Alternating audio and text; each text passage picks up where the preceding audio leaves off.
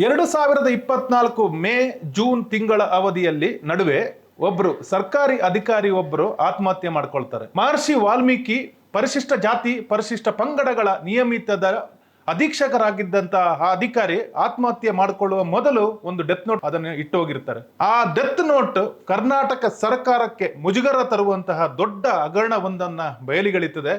ಆ ಹಗರಣದ ಕುರಿತು ಇದೀಗ ಸಿಬಿಐ ತನ್ನ ತನಿಖೆಯನ್ನು ಸಂಪೂರ್ಣಗೊಳಿಸಿ ವಿಶೇಷ ನ್ಯಾಯಾಲಯಕ್ಕೆ ಚಾರ್ಜ್ ಶೀಟ್ ಸಲ್ಲಿಕೆ ಮಾಡಿದೆ. ಇವತ್ತಿನ ನಮ್ಮ ಫೋಕಸ್ ಪುಲ್ಲರ್ ಕಾರ್ಯಕ್ರಮದಲ್ಲಿ ಈ ಚಾರ್ಜ್ ಶೀಟ್ ಅಲ್ಲಿ ಏನ್ ಹೇಳಿದೆ, ಏನಿದು ಪ್ರಕರಣ, ಕರ್ನಾಟಕದಲ್ಲಿರುವಂತಹ ಕಾಂಗ್ರೆಸ್ ಸರ್ಕಾರಕ್ಕೆ ಯಾವ ರೀತಿ ಮುಜುಗರ ತಂದಿದೆ, ಇನ್ನು ಮುಂದೆ ಸಿಎಂ ಆಗಲಿರುವಂತಹ ಡಿ.ಕೆ. ಶಿವಕುಮಾರ್ ಅವರಿಗೆ ಯಾವ ರೀತಿ ತೊಂದರೆ ಆಗಬಹುದು ಮತ್ತು ಯಾವ ರೀತಿ ಸರ್ಕಾರವನ್ನ ಪ್ರತಿಪಕ್ಷಗಳು ಇಕ್ಕಟ್ಟಿಗೆ ಸಿಲುಕಿಸಬಹುದು ಅನ್ನುವಂಥ ಮಾಹಿತಿಯನ್ನ ತಿಳ್ಕೊಳ್ಳೋಣ. ವೀಕ್ಷಕರೇ, ನಾನೀಗ ಹೇಳಿದಂತೆ ಇದು ಕರ್ನಾಟಕ ಸರ್ಕಾರವನ್ನ ಅಂದ್ರೆ 2023ರಲ್ಲಿ ಅಧಿಕಾರಕ್ಕೆ ಬಂದಿರುವಂತಹ ಕರ್ನಾಟಕ ಸರ್ಕಾರವನ್ನ ಇಕ್ಕಟ್ಟಿಗೆ ಸಿಲುಕಿಸಿರುವಂತಹ ಅತಿ ದೊಡ್ಡ ಭ್ರಷ್ಟಾಚಾರ ಪ್ರಕರಣ. ಪರಿಶಿಷ್ಟ ಜಾತಿ ಮತ್ತು ಪಂಗಡಗಳ ಅಭಿವೃದ್ಧಿಗಾಗಿ ಅಂದ್ರೆ ಪಂಗಡಗಳಿಗೆ ಮತ್ತು ಜಾತಿಗೆ ಸೇರಿದಂತಹ ಮಕ್ಕಳ ಶಿಕ್ಷಣ, ಅಭಿವೃದ್ಧಿ, ಮನೆ ಸೌಕರ್ಯ ಅಂದ್ರೆ ನಾನಾ ರೀತಿಯ ಜನಪರ ಜನ ಕಲ್ಯಾಣ ಯೋಜನೆಗಳಿಗೆ ಅಂತ ಇಟ್ಟಿದ್ದ ದುಡ್ಡನ್ನೇ ದೊಡ್ಡ ಮಟ್ಟಿನಲ್ಲಿ ಭ್ರಷ್ಟಾಚಾರ ಮಾಡಿ ಅದನ್ನ ಹೈದರಾಬಾದಿಗೆ ವರ್ಗಾಯಿಸಿ ಕಾರು, ಬಂಗಲೆ, ಬೇನಾಮಿ ಆಸ್ತಿ ಹಾಗೂ ಚಿನ್ನದ ಗಟ್ಟಿಗಳ ರೂಪದಲ್ಲಿ ಪರಿವರ್ತಿಸಿ ಅಕ್ರಮ ಎಸಗಲಾಗಿದೆ ಅನ್ನುವಂತಹ ಆರೋಪ ಕೇಳಿ ಬಂದಿತ್ತು. ಈ ಆರೋಪವನ್ನು ಕುರಿತು ತನಿಖೆ ನಡೆಸಿರುವಂತಹ ಸಿಬಿಐ ಇದೀಗ ಸಿಬಿಐ ವಿಶೇಷ ನ್ಯಾಯಾಲಯಕ್ಕೆ ಚಾರ್ಜ್ ಶೀಟ್ ಸಲ್ಲಿಸಿದ್ದು, ಆ ಸಂದರ್ಭದಲ್ಲಿ ಸಚಿವರಾಗಿದ್ದಂತಹ ವಿ ನಾಗೇಂದ್ರ ಸೇರಿದಂತೆ ಹಲವರ ಮೇಲೆ ಅಂದ್ರೆ ಅವರ ಆಪ್ತ ಸಹಾಯಕ ನೆಕ್ಕೊಂಟಿ ನಾಗರಾಜ್ ಸೇರಿದಂತೆ ಹಲವರ ಮೇಲೆ ದೋಷಾರೋಪ ಪಟ್ಟಿಗಳನ್ನ ಸಲ್ಲಿಸಿದೆ. ವೀಕ್ಷಕರೇ, ಮೊದಲಿಗೆ ನಾವು ವಾಲ್ಮೀಕಿ ನಿಗಮ ಅಂದ್ರೆ ಏನು ಅಂತ ತಿಳಿದುಕೊಳ್ಳೋದೇ ಇಂಪಾರ್ಟೆಂಟ್. ಪರಿಶಿಷ್ಟ ಜಾತಿ ಮತ್ತು ಪರಿಶಿಷ್ಟ ಪಂಗಡಗಳ ಒಂದು ಕಲ್ಯಾಣ ಸಚಿವಾಲಯನೇ ಕರ್ನಾಟಕ ಸರ್ಕಾರದಲ್ಲಿದೆ. ಈ ಸಚಿವಾಲಯದ ಪ್ರಮುಖ ಉದ್ದೇಶನೇ ಈ ಎರಡು ಪಂಗಡಗಳಿಗೆ ಸೇರಿರುವ ಸಮುದಾಯದ ಜನರ ಶ್ರೇಯೋಭಿವೃದ್ಧಿಯನ್ನ ಕಾಪಾಡೋದಕ್ಕೆ ನಾನಾ ಯೋಜನೆಗಳನ್ನ ರೂಪಿಸುವಂಥದ್ದು. ಇದಕ್ಕಾಗಿ ಸರ್ಕಾರದಿಂದ ದೊಡ್ಡ ಮಟ್ಟದ ಫಂಡ್ ಅಂದ್ರೆ ನಿಧಿ ಬಿಡುಗಡೆ ಆಗುತ್ತೆ. ಅದರ ಮೂಲಕ ಜನಪರ ಯೋಜನೆಗಳನ್ನ ಜಾರಿ ಮಾಡಲಾಗುತ್ತೆ.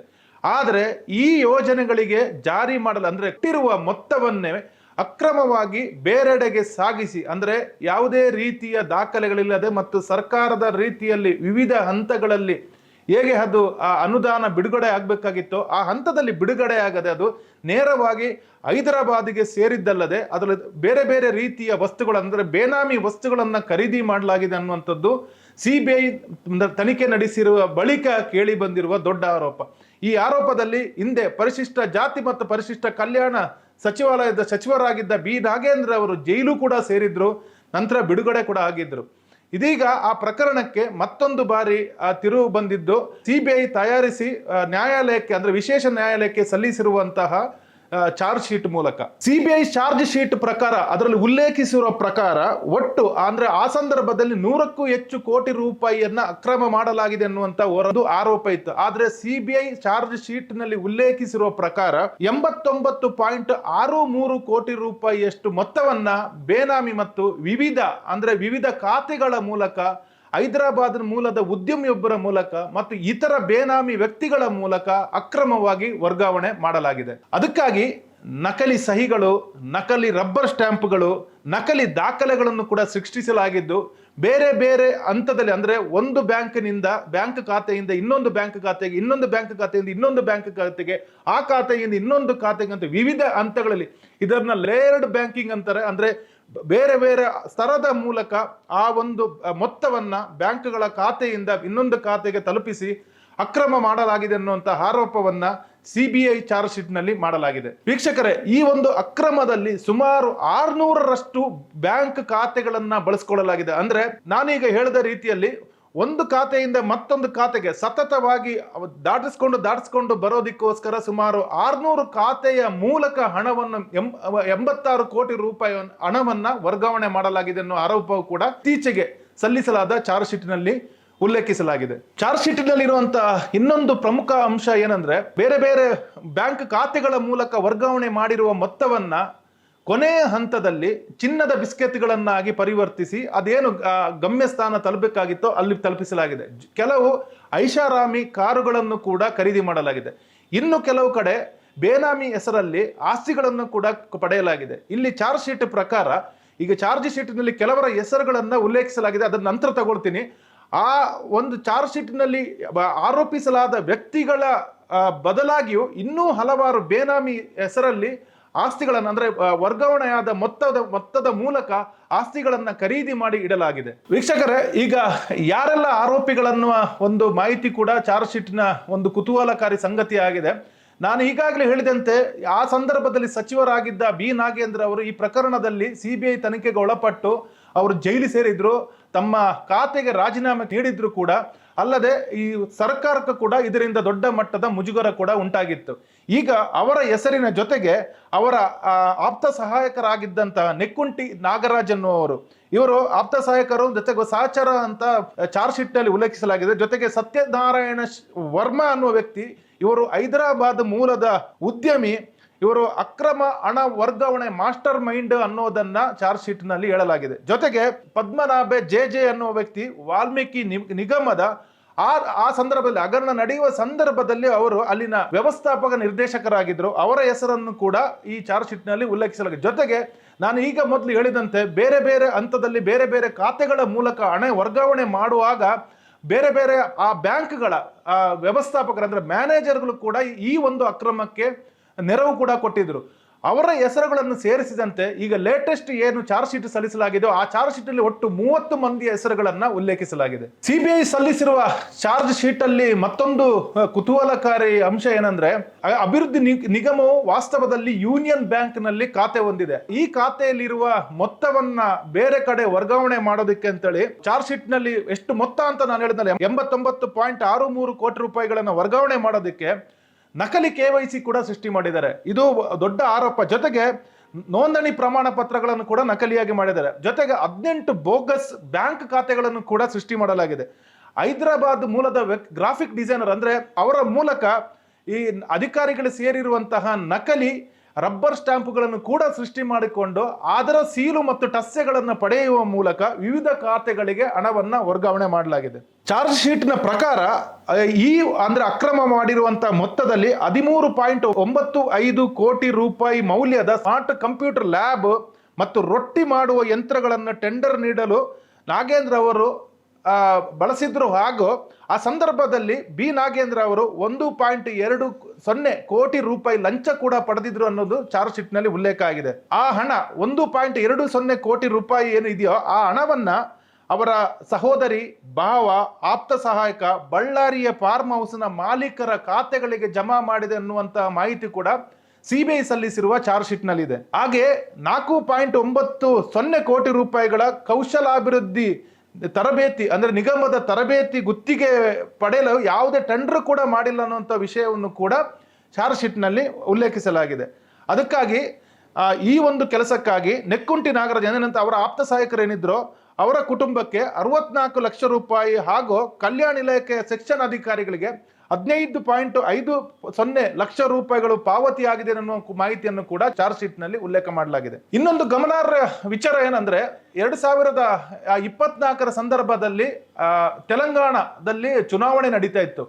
ಈ ಅಕ್ರಮವಾಗಿ ಇಲ್ಲಿಂದ ಏನು ವಾಲ್ಮೀಕಿ ನಿಗಮದಿಂದ ಹೋಗಿರುವಂತಹ ಅಕ್ರಮ ಹಣವು ಹೈದರಾಬಾದ್ ತಲುಪಿ ಅಲ್ಲಿನ ಚುನಾವಣೆ ಪ್ರಕ್ರಿಯೆಯಲ್ಲಿ ಅಂದ್ರೆ ಚುನಾವಣೆಯ ಖರ್ಚಿಗೋಸ್ಕರ ಬಳಸಲಾಗಿದೆ ಅನ್ನುವಂತ ಆರೋಪ ಕೂಡ ಹಿಂದೆ ಬಂದಿತ್ತು ಕೂಡ ಚಾರ್ಜ್ ಶೀಟ್ ನಲ್ಲಿ ಕೂಡ ಈ ಮಾಹಿತಿ ಕೂಡ ಉಲ್ಲೇಖ ಆಗಿದೆ. ವೀಕ್ಷಕರೇ, ಈಗ ಚಾರ್ಜ್ ಶೀಟ್ ನ ಮಾಹಿತಿ ಹೊರತುಪಡಿಸಿದೆ ಅಂತ ಹೇಳಿದ್ರೆ ಬಿ ನಾಗೇಂದ್ರ ಅವರ ಮುಂದಿನ ರಾಜಕೀಯ ಬದುಕು ಏನಾಗುವುದು ಅನ್ನುವಂಥ ಕುತೂಹಲ ಕೂಡ ನಮಗೆ ಖಂಡಿತ ಇರುತ್ತೆ. ಯಾಕಂದ್ರೆ ಸಿಬಿಐ ಚಾರ್ಜ್ ಶೀಟ್ ಅಲ್ಲಿ ಅವರು ನೇರವಾಗಿ ಅವರ ಮೇಲೆ ಆರೋಪ ಹೊರಿಸಿರುವ ಕಾರಣ ಅವರು ಈ ಒಂದು ಬಿಕ್ಕಟ್ಟಿನಿಂದ ಈ ಕೇಸಿನಿಂದ ಪ್ರತ್ಯೇಕವಾಗಿ ಉಳಿಯುವಂಥದ್ದು ಮತ್ತು ಹೊರಗೆ ಉಳಿಯೋದಕ್ಕೆ ಅಷ್ಟು ಸುಲಭ ಅಲ್ಲ.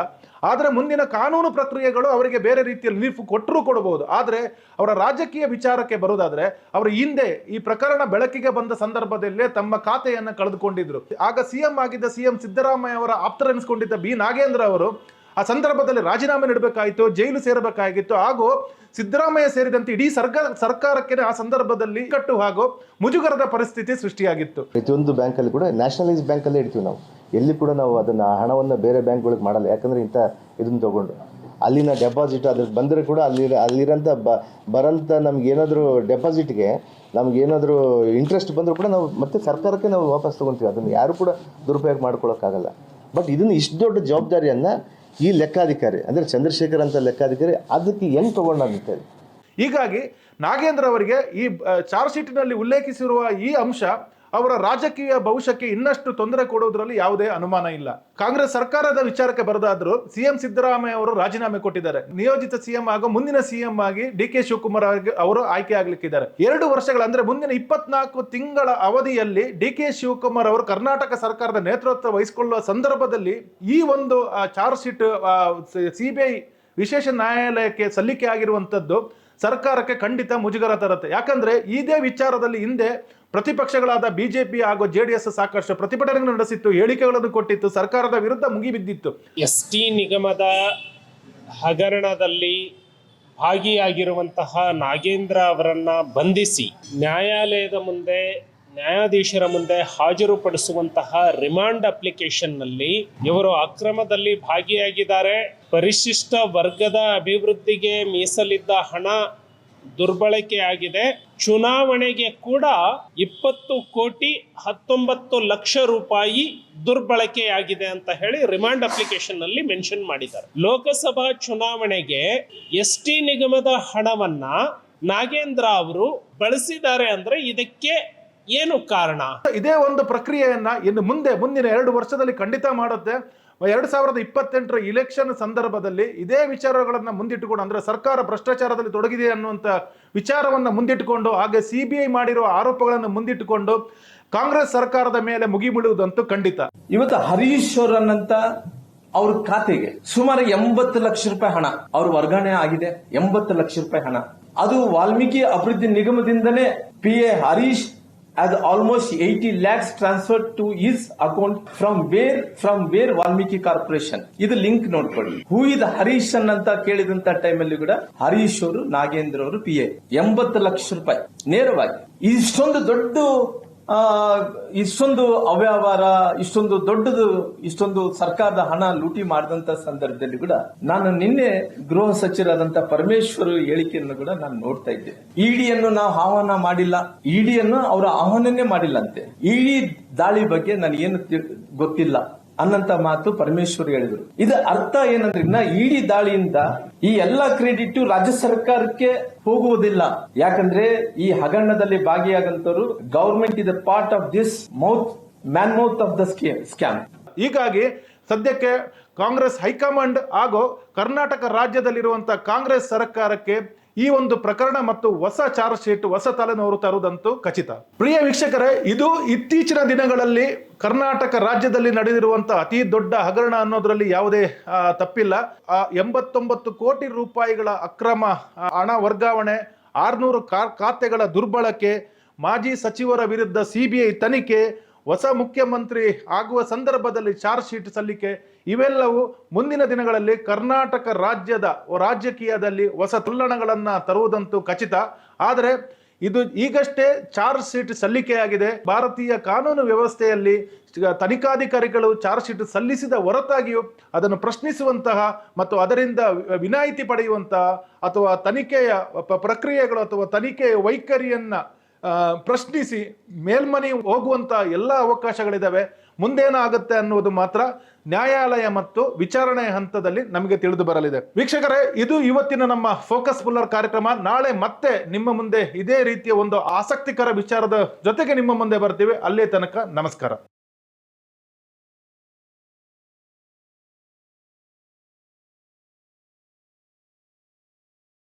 ಹೆಚ್ಚಿನ ಸುದ್ದಿ ಅಪ್ಡೇಟ್ಗೆ ಈಗಲೇ the federal Karnataka YouTube page ಅನ್ನು ಸಬ್ಸ್ಕ್ರೈಬ್ ಮಾಡಿ.